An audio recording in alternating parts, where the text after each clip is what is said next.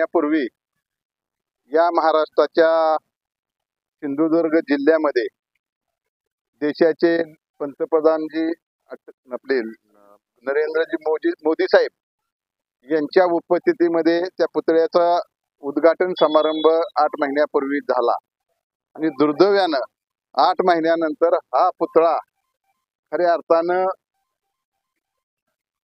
पडतोय हे एक निंदनीय बाब या महाराष्ट्राच्या इतिहासामध्ये या ठिकाणी घडलेले। तसं पाहिलं तर ज्यावेळेस 350 वर्षापूर्वी काय पुतळे उभा केले, किल्ले उभा केले, ते आजपर्यंत त्या ठिकाणी पडलेले नाही।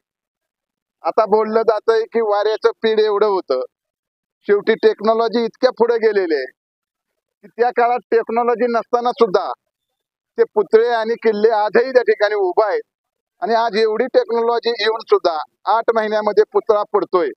त्याचा अर्थच हे असा समजायचं की गेल्या पुढच्या 2-3 महिन्यात हे सरकार सुद्धा पडणार आहे। हा विषय पुतळ्याचा जरूर आहे, या मागची कारण काय? दिलेला कॉन्ट्रॅक्टर त्या ठिकाणी मला तर वाटतंय असं की काय कॉन्ट्रॅक्टर आपल्या जिल्ह्यातून तिकडे गेलेत का आणि त्या जसं रस्ते उचकटतात त्याप्रमाणे काय मनिता गँग त्या ठिकाणी गेली का, अशी परिस्थिती या महाराष्ट्राच्या प्रत्येक जिल्ह्यामध्ये तालुक्यामध्ये झालेली आहे।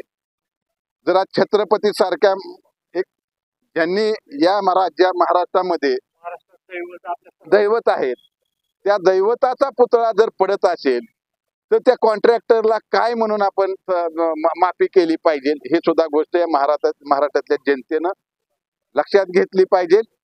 म्हणून आम्ही सर्व इंदापूर तालुक्यातील राष्ट्रवादी पक्षाचे सर्व कार्यकर्ते, आदरणीय पवार साहेबांच्या पक्षातील सर्व कार्यकर्ते आम्ही एकत्र येऊन छत्रपती शिवाजी महाराजांच्या पुतळ्यांना दूध अभिषेक करून, पाणी अभिषेक करून या ठिकाणी आम्ही जाहीरपणे निषेध व्यक्त करतो।